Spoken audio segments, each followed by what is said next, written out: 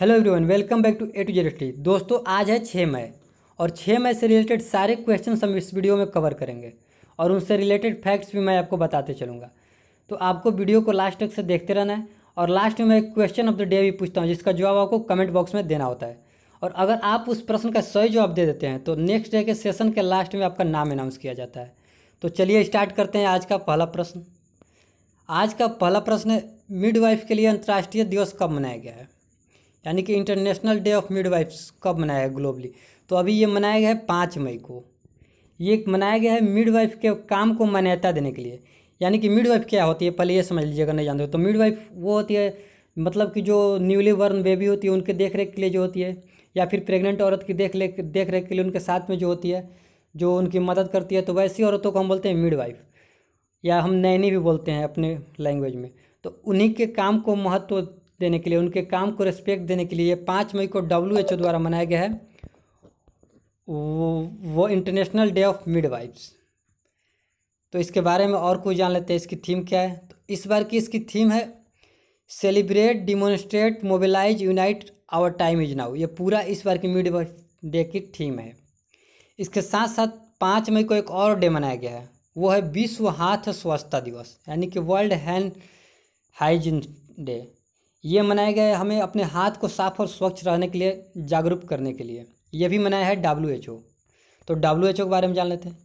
तो WHO का full form होता है वर्ल्ड हेल्थ ऑर्गेनाइजेशन। इसका हेडक्वार्टर है स्विट्जरलैंड के जिनेवा में और इसके डायरेक्टर जनरल है टेड्रोस एडानम।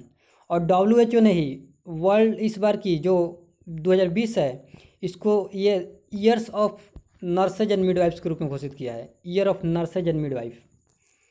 तो इस प्रश्न का सही आंसर होगा ऑप्शन नंबर 4, 5 मई।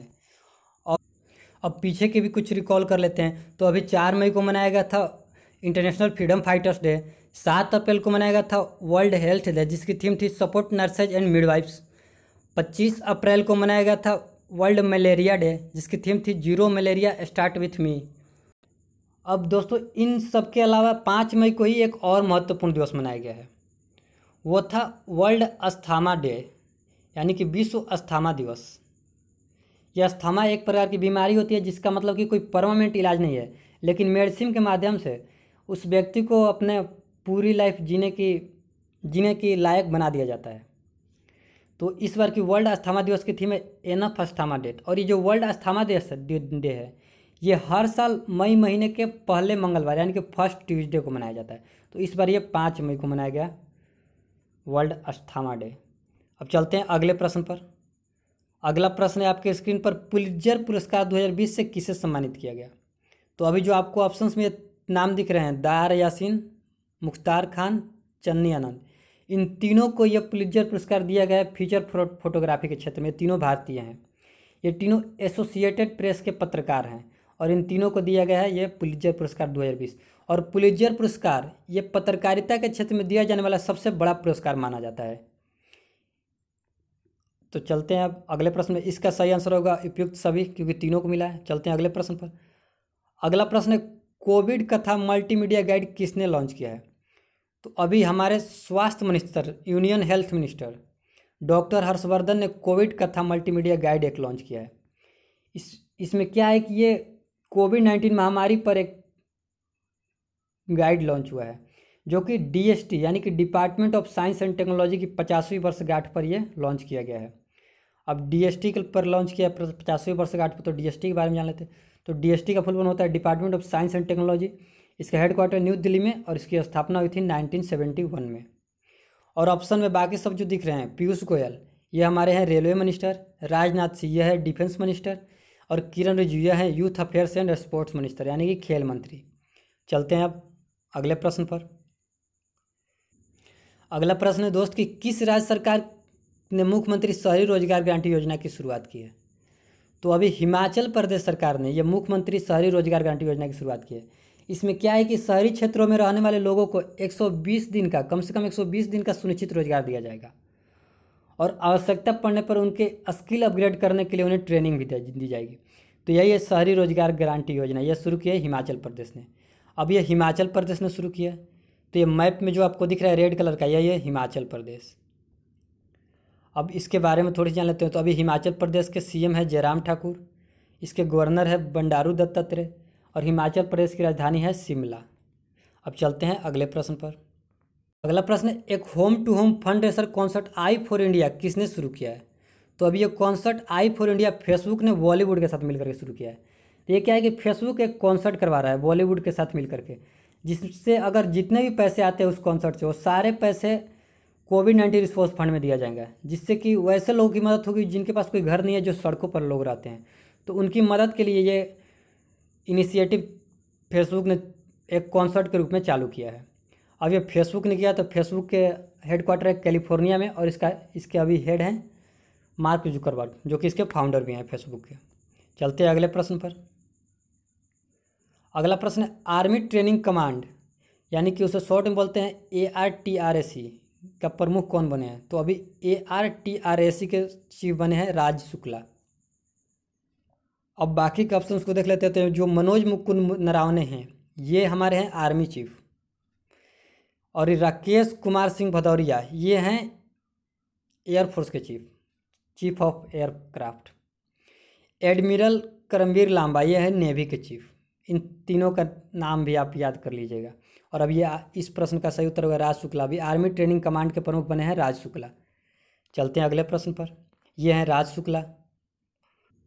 अब अगला प्रश्न है दोस्त कि किस देश में होने वाली जलीय विज्ञान विश्व चैंपियनशिप को स्थगित कर दिया गया? तो ये जलीय विज्ञान विश्व चैंपियनशिप ये जापान में होने वाली थी। जापान का एक शहर है फुकुओका, और वही उसी फुकुओका शहर में ये होने वाली थी जलीय विज्ञान विश्व चैंपियनशिप। लेकिन इसे अब पोस्टपोन करके 2023 में कर दिया गया। ये अभी 2021 में होने वाला था। इसे 23 में क्यों किया गया? तो अभी जो टोक्यो ओलंपिक जो 2020 में होने वाला था उसे पोस्टपोन कर दिया गया है कोविड-19 की वजह से। वो होने वाला है 2021 में। तो अब ये जलीय विज्ञान विश्व चैंपियनशिप और ओलंपिक की डेट क्लैप्स कर जा रही थी, तो जिसकी वजह से अब ये जलीय विज्ञान विश्व चैंपियनशिप को स्थगित करके 2023 में कर दिया गया है। और ओलंपिक के चलते ही अभी हमने कल पढ़ा था कि कॉमनवेल्थ यूथ गेम को भी जो 2021 में होना था उससे भी अब 2023 तक के लिए पोस्टपोन कर दिया गया था, और इसे भी पोस्टपोन कर दिया गया ये इसका। लेकिन अब डेट भी निकल गया, ये होगा 13 से 29 मई 2023 तक उसी जापान के फुकुओका शहर में ही। अब ये जलीय विश्व विज्ञान चैंपियनशिप ये कराता है एक ऑर्गेनाइजेशन है फीना, जिसकी फुल फॉर्म होती है फेडरेशन इंटरनेशनल डी नेशन। इसके बारे में थोड़ी जानते हैं। तो फीना का भी अध्यक्ष है जूलियो सी मैग्लियोन। इसकी स्थापना हुई थी 29 जुलाई 1908 में, और इसका मुख्यालय है स्विट्जरलैंड के लॉजेन शहर में। और ये जापान में होने वाला था विश्व जलीय विश्व चैंपियनशिप।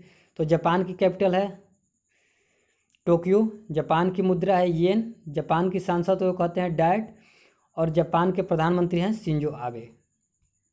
अब चलते हैं अगले प्रश्न पर।